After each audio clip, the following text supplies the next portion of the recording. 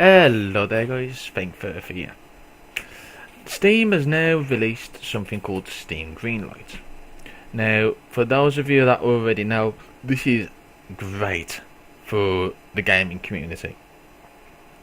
For those of you who don't know what it is, it basically makes games that wouldn't normally have the popularity, or basically people wouldn't know about it. It kind of helps them get noticed a bit more. So let's just get started now and let's just show you, okay? So as you can see, we've got quite a lot of games already. This is the first day and there's already 613 games ready to be rated. So this is how it works. You click on a game that you might like. So for example, let's have a look at Carnage. Okie dokie.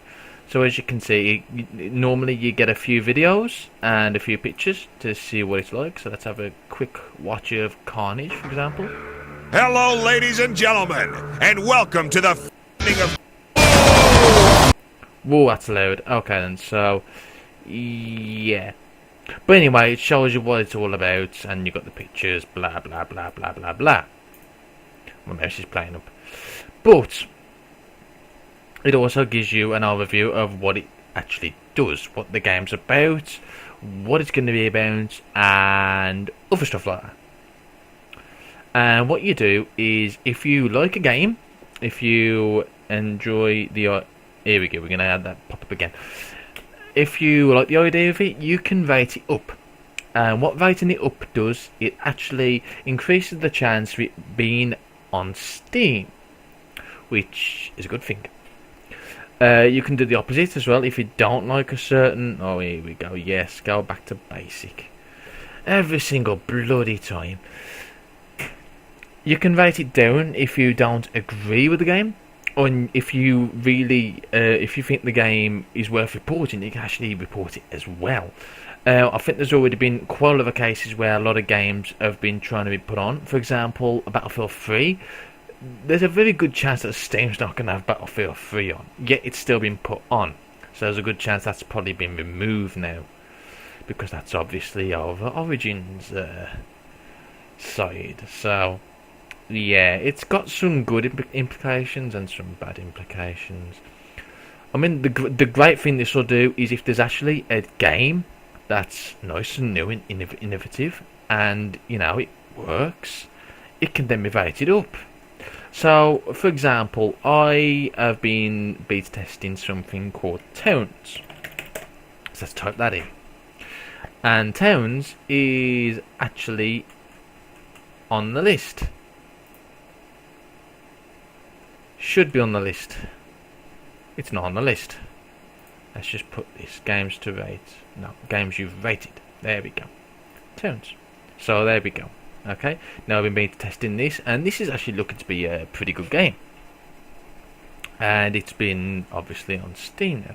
And as you can see, when you rate it up, it actually tells you how much percentage that it needs of positive ratings to actually go on Steam, which is pretty cool. But as you can see, there's only 4% at the moment. There's also a comment section.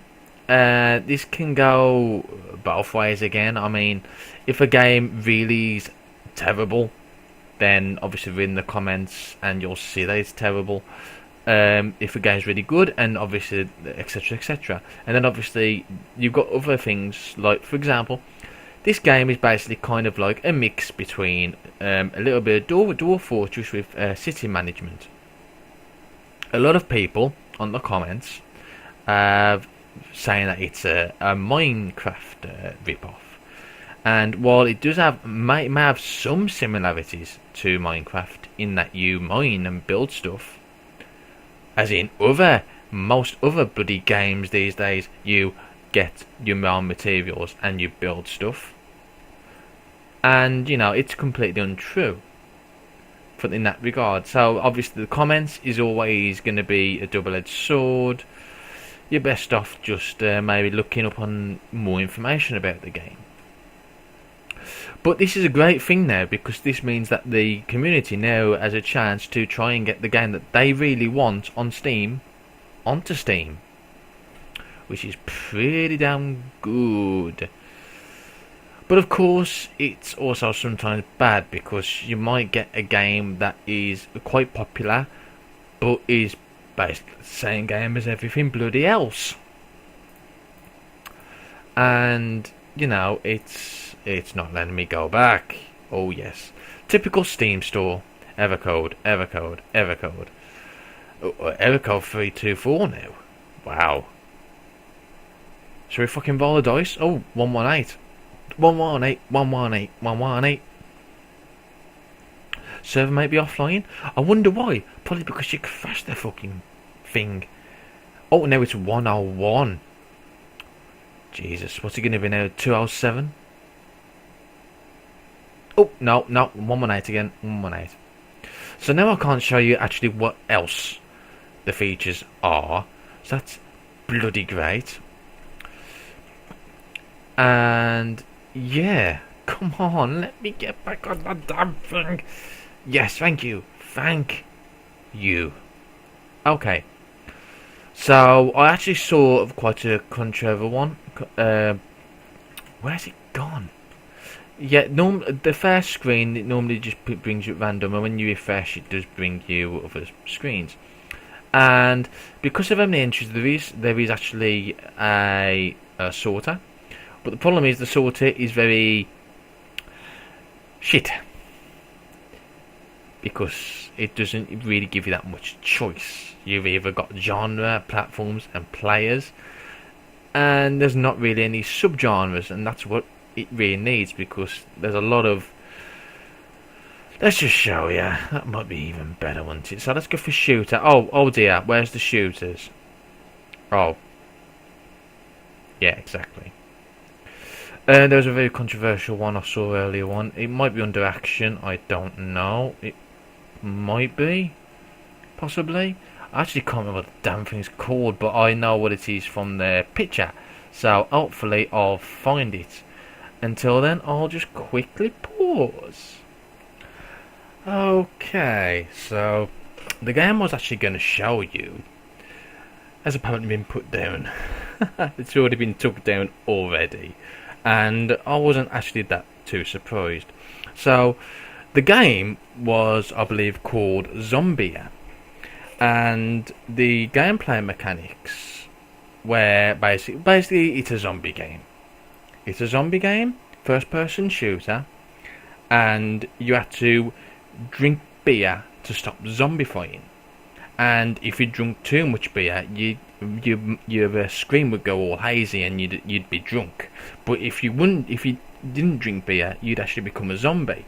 And there'd be certain points in the game where actually being a zombie would be helpful, because the zombies would, recognise you as one of their own.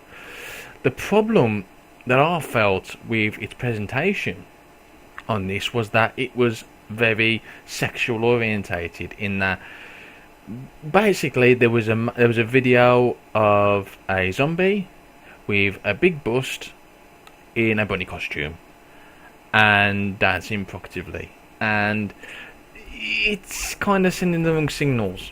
It's a shame, because the graphic style was really nice. It actually looked really outstanding, and I hope it comes back on, so as I can actually show you maybe one day, or even might even be able to link an address in the description. Although I'm not too sure how this fucking Greenlight works with that. I'll tell you what, this Greenlight at the moment is a bit effed at the minute. There's a lot of people on it. Keeps timing out whenever you try and click anything. The search doesn't work. I've tried searching for the game. I tried searching for this next game that I want to show you, and it doesn't work. I've had to manually try and find these. So this might be an example of a game that I feel does deserve to be on Steam. Now, if it would let me click that fucking thing, it's loading. Ah, dear. Dear, oh dear. One of the fastest internet speeds in the West Midlands, and it's going so slow. But yeah, I've actually seen this game played by a couple of Let's Players, and oh yes, of course, a fucking Evercode. Always the Evercode. I suppose it's going to be Evercode me for going back. Oh dear. Okay. Pause. Yeah.